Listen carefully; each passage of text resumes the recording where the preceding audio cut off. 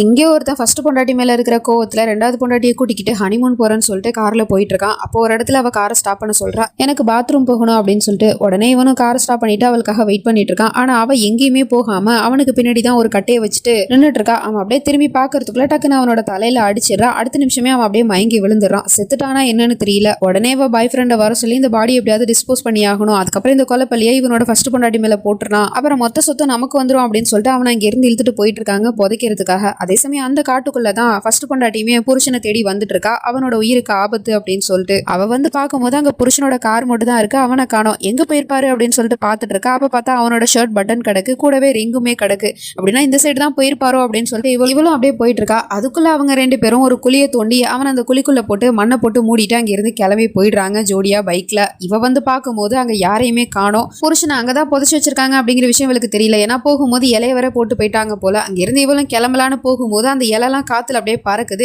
இப்ப அந்த இடத்த பார்க்கும்போது மேடா இருக்கு. உடனே இவ ஒருவேளை இதுக்குள்ளதான் அவர் இருப்பாரோ அப்படின்னு சொல்லிட்டு அந்த குழியை தோண்டிட்டு இருக்கா. தோண்டி பார்த்தா அதுல புருஷன் தான் இருக்கான். அவனுக்கு மூச்சு பேச்சு எதுவுமே இல்ல. உயிரோட இருக்கானா என்னன்னே தெரியல. இவ டாக்டர் தானே, சோ அதனால சிபிஆர் எல்லாம் பண்ணி ஒரு வழியா அவனை உயிரோட கொண்டுட்டு வந்துட்டா. ஆனா அப்பவும் இவன் பொண்டாட்டி மேலதான் பழிய போட்டுட்டு இருக்கான். நீ தானே என்ன கொல்ல பார்த்த, ஏன்னா நீ வெறுக்கிறேன்னு தெரியும், அதுக்காக என்ன கொலை பண்ற அளவுக்கு நீ மோசமான பொண்ணா அப்படிங்கிற மாதிரி திட்டிட்டு அங்க இருந்து கிளம்பி போயிட்டு இருக்கான். இதோட ஃபுல் வீடியோ லிங்க் நான் கீழே கொடுத்துருக்கேன், அதை கிளிக் பண்ணி பாருங்க. அப்புறம் மறக்காம நம்ம சேனலை சப்ஸ்கிரைப் பண்ணிக்கோங்க. தேங்க்யூ.